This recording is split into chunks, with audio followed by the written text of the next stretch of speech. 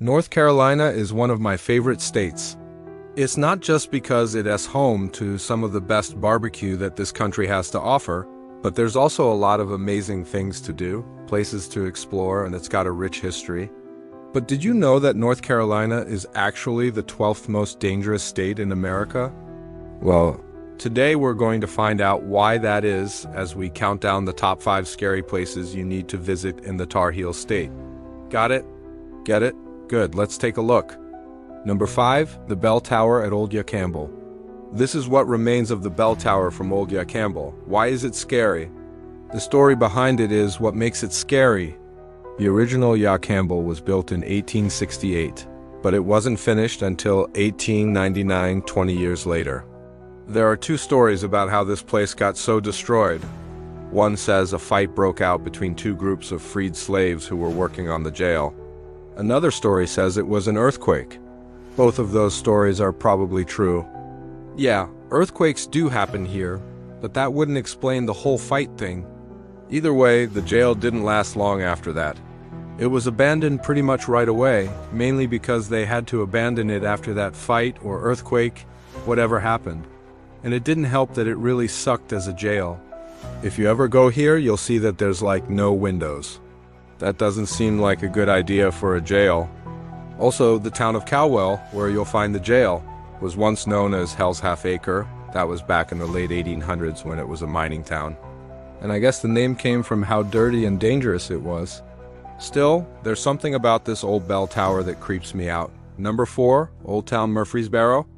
In case you don't know where Murfreesboro is, it's in the center of the state. Now, the entire town is kind of creepy, but I wanted to focus on the old part of town, because that's where you'll find a bunch of abandoned buildings, boarded up houses, overgrown lots, and vacant streets. It's definitely one of those ghost towns you can visit, except it's not really a ghost town. It's got residents. They just don't come out much, especially during the day. Some of the buildings date all the way back to 1837. Like I said, it's a whole town that looks like it should be on the set of The Walking Dead. There's hardly any cars around, and you'll never hear a peep from anyone. Oh, I almost forgot. Back in 2016, there was a fire that leveled the buildings downtown. Since then, they've cleaned it up a little bit, but it still looks like a bomb went off there. Then there's the 5 Points area, which is near the train tracks. That's where all the old warehouses and factories are. These days, they've been converted into apartments, but you're probably not going to run into many people there either. There's nothing to do in Murfreesboro unless you like fishing or hunting. And since it's so cheap to live there, I'm surprised more people don't move there. I mean, houses go for like $40,000. Of course, those houses might look like this. Number 3, Wilmington State Hospital. This place goes by a couple different names, including the Wilmington State Hospital, the North Carolina State Hospital, and the State Hospital at Raleigh. All those names refer to the same place, though. But it's not open anymore.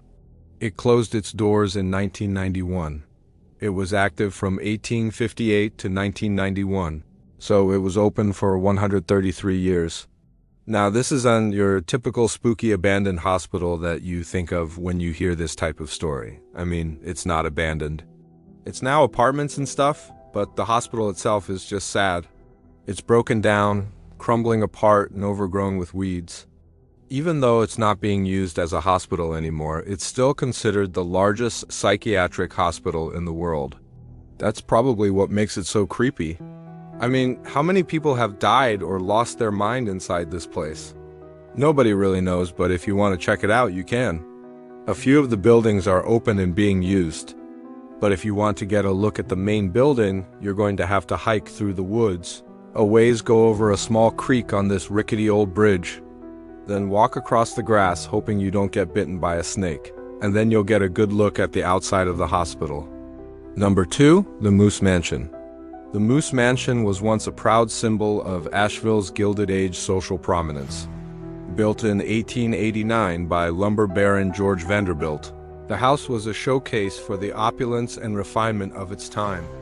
The 25,000 square foot Italianate-style villa was designed by renowned architect Richard Morris Hunt, who had been commissioned by Vanderbilt's father, Cornelius, to design the family's New York City mansion.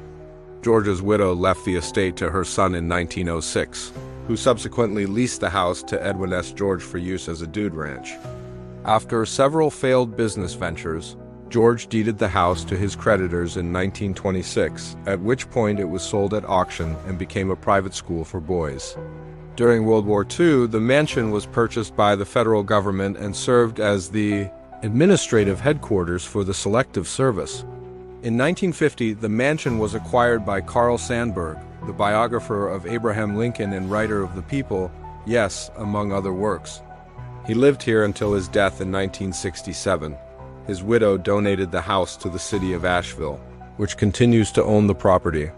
Parts of it are rented out for events and meetings, but the majority of it is simply sitting there, rotting away. So here's the deal with this one. It's on private property and it's posted no trespassing.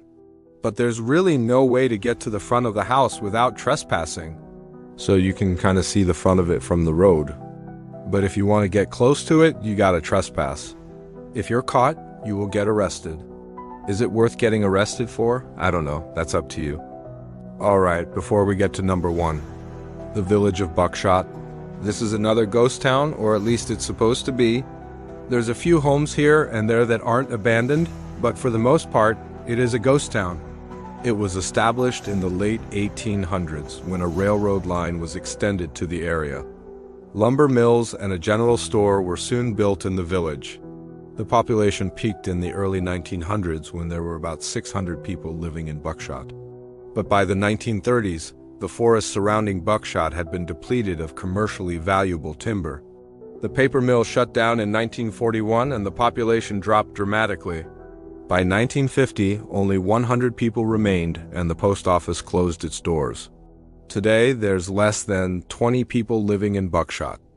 If you want to visit Buckshot, it's off the beaten path, but it's definitely worth the trip. You'll find the ruins of the old Buckshot paper mill, a cemetery, the old company store, and a bunch of empty houses, along with a few that are still occupied. It's amazing to see how nature has reclaimed these places. They really let Mother Nature just take over here. And that makes for some great pictures. You won't get attacked by a mountain lion or a bear in this ghost town, but you could get bit by a snake. There's plenty of those around. Alright, that's today's video. Hope you guys enjoyed it. Hope you got some information out of it. Don't forget to hit that like and subscribe button and turn on the notification bell. Thanks for watching.